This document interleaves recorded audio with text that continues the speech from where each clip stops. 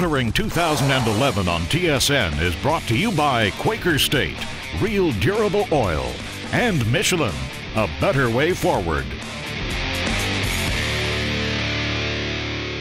This week we're on Canada's East Coast in beautiful, picture-perfect Nova Scotia. And we're here to check out a vehicle by a car company that, well, let's just say it has had its challenges. The first, convincing North American consumers that it's here for the long haul. The second, convincing those same consumers that it can build a world-class product that can compete in a very competitive industry.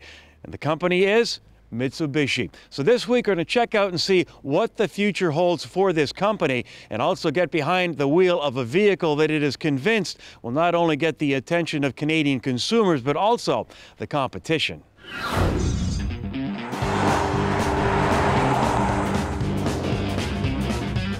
RVR is going to be our third pillar in Canada. We have Lancer, Outlander, both very successful for us. We hope that RVR will become our third strong pillar, and we're already getting great responses from our dealers. Very happy that we have this product now.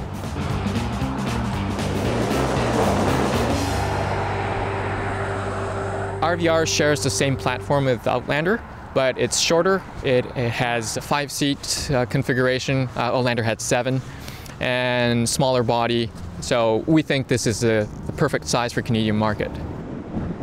Mitsubishi's not been around very long, just since 2002 in Canada when they started putting dealerships in Canada. And they've been growing ever since. And looks like with this new model, they're going to be growing the market share a little bit with something that Canadians want, a smaller hatchback crossover vehicle.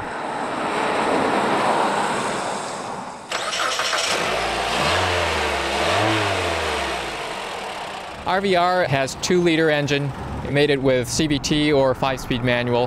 Comes in 2-wheel drive, all-wheel drive, and all-wheel drive has the capability to change the all-wheel drive system from 2-wheel drive, 4-wheel drive to 4-wheel drive block. The new RVR shares its platform and all the oily parts with the Outlander, but that's where it ends. The skin, the sheet metal, it's all brand new, and I think it's a very good-looking car. Although I do have some advice for Mitsubishi. If you want to sell more vehicles, maybe you sell them only where you don't have to have a front license plate, because I think the plate really ruins a very cool front end. Now, you know, Mitsubishi came to Canada in 1998. It didn't set up any dealerships, didn't sell any vehicles, and then it left town only to return in 2002. But the question has remained, will this company be in North America for the long haul? We never thought about pulling out from North America, and there is no way that we will.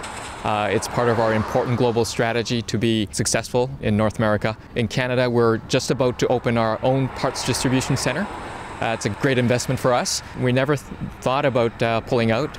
We're here to stay, and we're confident that we'll be successful. From a global strategic perspective, if you're not in North America, you're not a real player, and Mitsubishi wants to be a player. So I think they're going to tough it out. It's going to be tough, but I think they're going to tough it out. One thing that surprised me is its fun-to-drive factor for a 2-liter in you know, a mid-size crossover. How does a young guy describe fun to drive? Cornering, handling, and a little bit of peppy acceleration with the paddle shifters really gives you that sense of, you know, I want to get out on the road and have some fun. The one area where they're behind the competition, frankly, is powertrain. The engine's noisy, the CVT. I'm not adamantly opposed to CVTs, unlike some people, like the person I'm talking to. This particular one doesn't work really well, in my view, and I think they're going to have a problem with that. People drive the car, it feels noisy, it doesn't feel quick. Okay, so Jim thinks this engine is noisy, and he's right. Have a listen. I'm using the paddles now, okay? It's noisy, but I'm hammering it. Using the paddles, I'm now in 4th gear. But once you get into a cruising speed, you've got 6 speeds in this baby, and I'm in 6 now. You're cruising. Noise, definitely at this point, is not an issue. Jim also thought this car wasn't peppy. James Bergeron thinks it is peppy, and Jim, I got to disagree with on this one. I agree with James. Play the paddles right. Don't throw it in the automatic mode all the time. I find it's very peppy for really a car with not a lot of horsepower. I think it's a great looking car. I mean, you know, it looks like a sporty crossover, and that's what the market looks for right now. Well, they do have some interesting technology, Bluetooth, voice activation, the selectable four-wheel drive feature, which most of the vehicles in this class don't have. So those will be things that they'll be trying to pitch to the customer as being real-world value-added features that Canadians can take advantage of.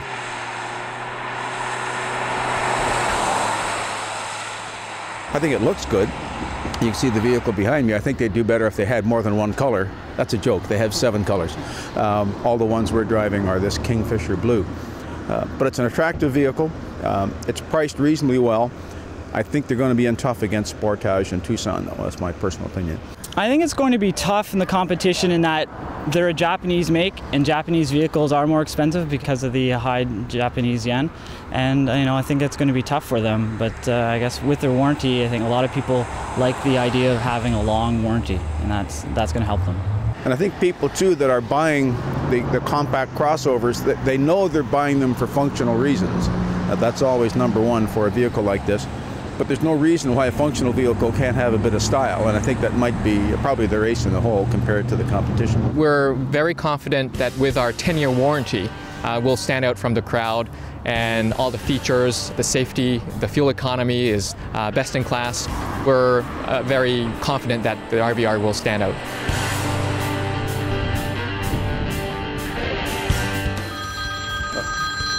Hello? Yeah, okay, I get it. Milk and eggs, Jim. okay. Jim, Hang on a sec, what? Jim, we're rolling. Cell phones are no distraction at all. More later on Kenzie's Corner. What, you want coffee too?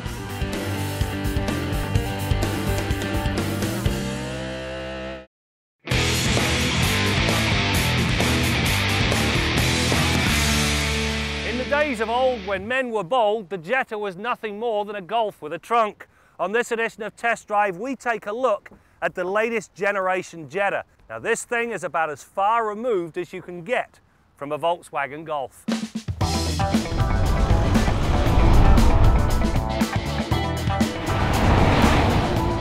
Since its introduction, the Jetta has always been a trunk version of the Golf hatchback. Nothing wrong with that, as the original hot hatch has always been a highly respected set of wheels.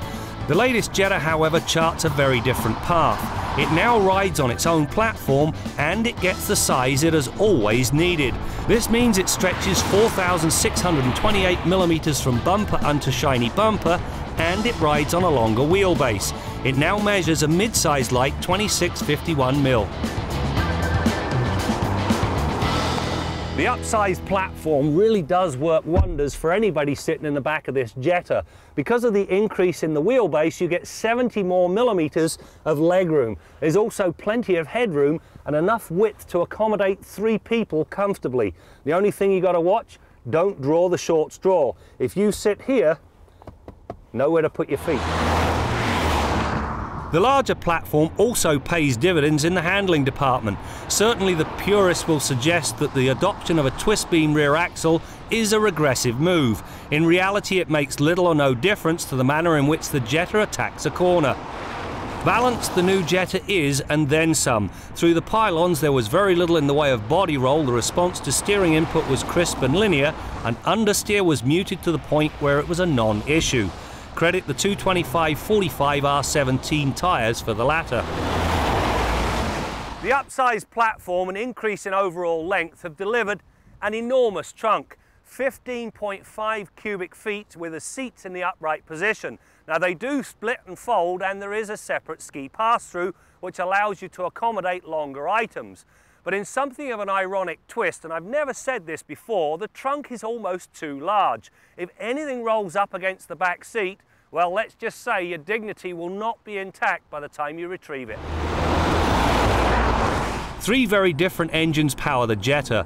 The base 2-litre lump only pushes 115 horsepower, and it's beginning to show its age in terms of overall refinement. Move up to the 2.5-litre 5-cylinder engine and things are appreciably better.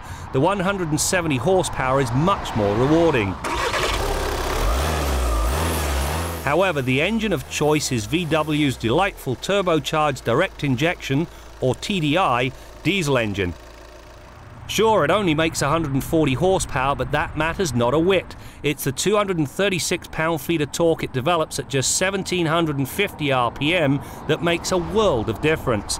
The beauty of the power delivery is that there is no turbo lag whatsoever, which means that the slightest stab at the accelerator yields an instant reaction. Mat the gas and the TDI scoots to 100k in just 8.5 seconds. One of the highlights of this new Jetta is the manner in which the cabin has been finished. There are very few cars, especially at this end of the price range, that have been finished with anywhere near the same sort of class. You'll also get as much as you want in terms of equipment. This particular car, full power options, power moonroof, and an exceptionally good navigation system with a touch-sensitive screen.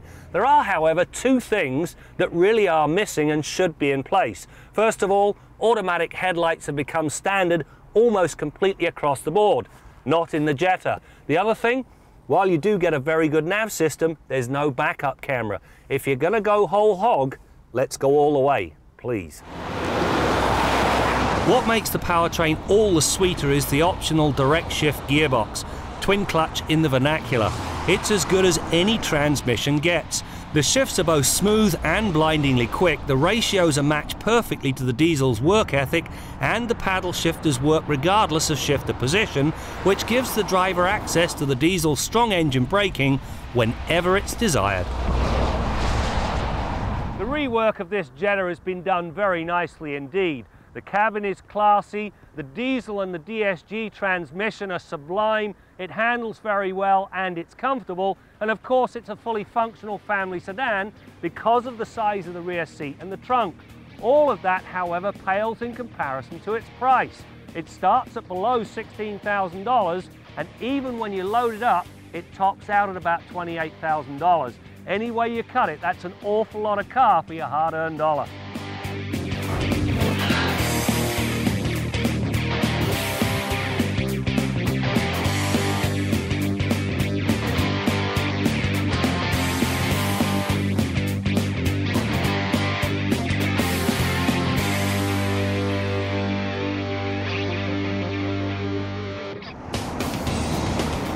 It looks good, it handles really well, does lots of nice features, and the pricing seems fairly competitive, within a couple $100s of the Japanese competitors.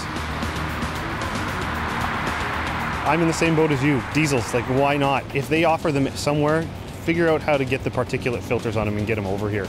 I mean, one of the interesting things that's actually come out on this event too is that the hatchback cruise that they showed in Paris last week, GM Canada is actually trying to get that car here. The US has no interest in it because for some reason Americans don't like hatchbacks, which doesn't make any sense, but that's a whole nother story. But I guess GM Canada is pushing really, really hard to get that, and they're actually saying that that might be a first step into being able to offer unique body styles and unique engines in Canada. So fingers crossed they can get that car here. Make sure you check out motoringtv.com. We've been testing cars for almost a quarter of a century, and you can take a trip down memory lane in the extensive motoring archives. We've got a photo gallery, and of course, the blog dogs, who look at the good, the bad, and the ugly in the automotive industry. And join us on Facebook for the total motoring experience.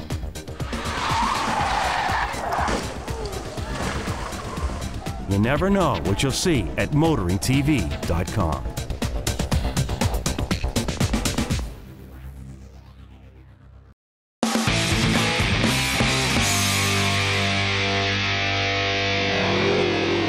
It's 563 horsepower, 479 foot-pounds of torque. It's almost perfect weight distribution.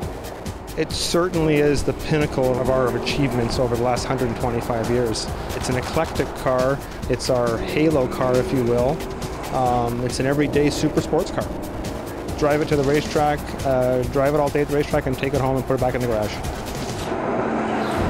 You know, I'm not a big fan of the sunroof. Many times you lose headroom and sometimes you get a real sun glare. Not so in this Outlander RVR. In fact, you lose absolutely no headroom and it's tinted to the point that you don't have to worry about sun glare. Another cool thing about this sunroof, it comes surrounded by LED lights. Very cool. As a matter of fact, my best advice, as you know, when buying a car is drive it at night, because with the interior lights on, the car takes on a completely different personality. It may be one you like, it may be one you don't like.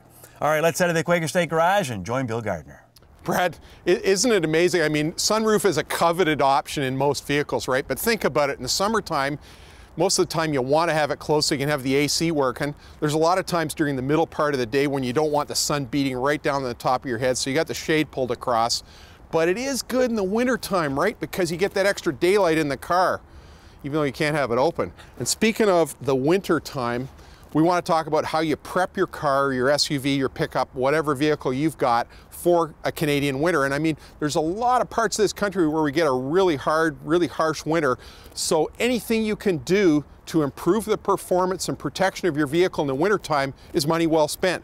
And there's a great choice you've got to make when you're picking the motor oil that you're going to put in your engine for the wintertime. Now, whether you're a do-it-yourselfer and buying product off the shelf or driving into a fast lube shop, and we've got lots of great ones in this country where you can get your car serviced quickly and inexpensively for the wintertime, you've got a choice to make on motor oil in many cases.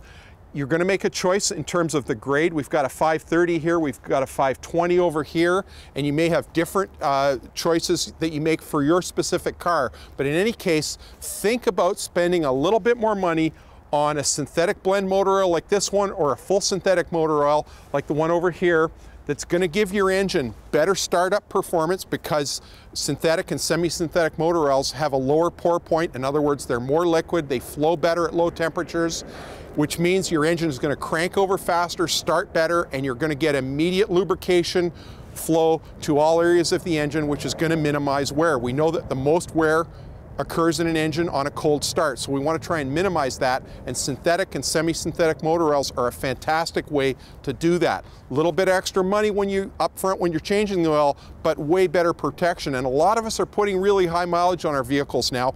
You know, it's not uncommon to find cars coming in the shop now with 200,000 and 300,000 kilometers on them, and you know, they get passed on to other family members because they're still a viable vehicle if you've looked after them up front. So look after them up front, spend a little bit more money on a semi-synthetic or a full synthetic motor oil, reap the benefits of the extra protection and the longer life it's going to give to your engine. Till next week, I'm Bill Gardner for Motoring 2011.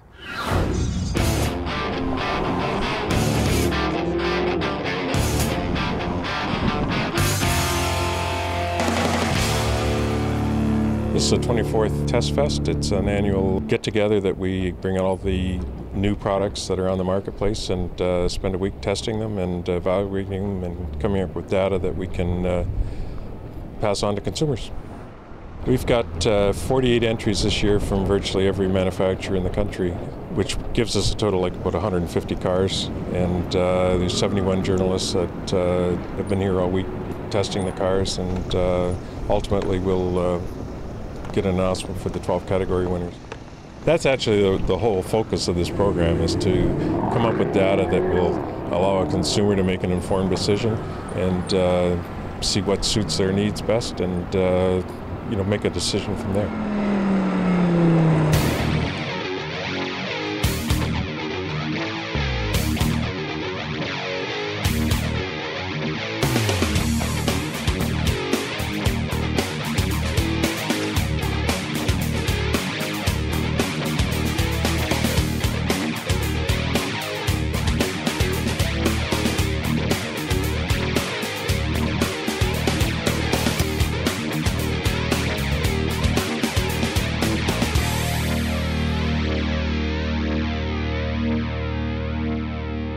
Closed captioning of Motoring 2011 is brought to you by the most fuel-efficient crossover on the highway, the all-new Chevy Equinox.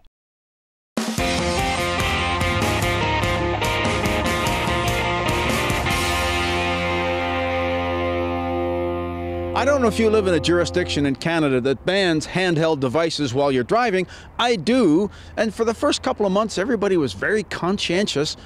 But now we're seeing a couple of things on the highways. First of all, people don't talk with the phone in this hand anymore. They talk with it over here, hoping the cops won't see it.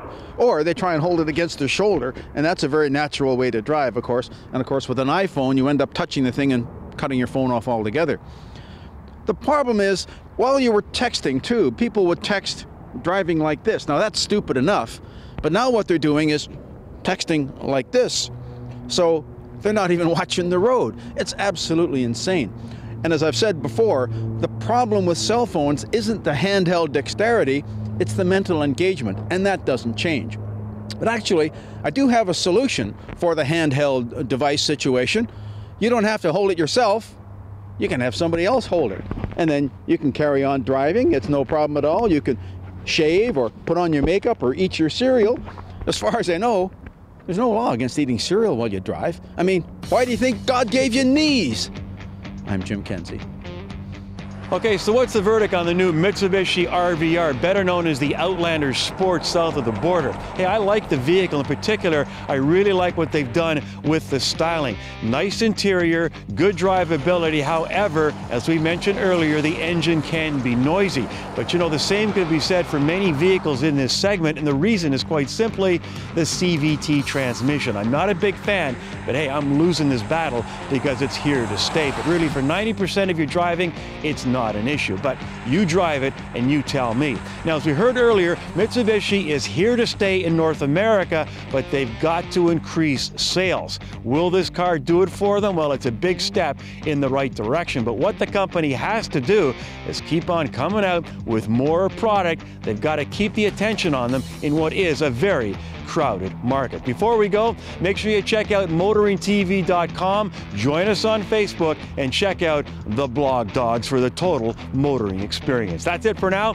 We'll see you next time out as we continue to bring you more stories about cars and the people who drive them.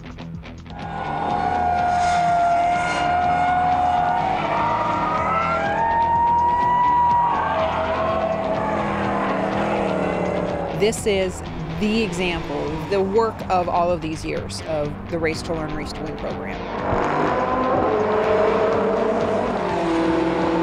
That's the information that comes back, and we analyze it, we sort through it, and that's the information that they use to develop the newest UHP tire for Michelin, the Pilot Super Sport.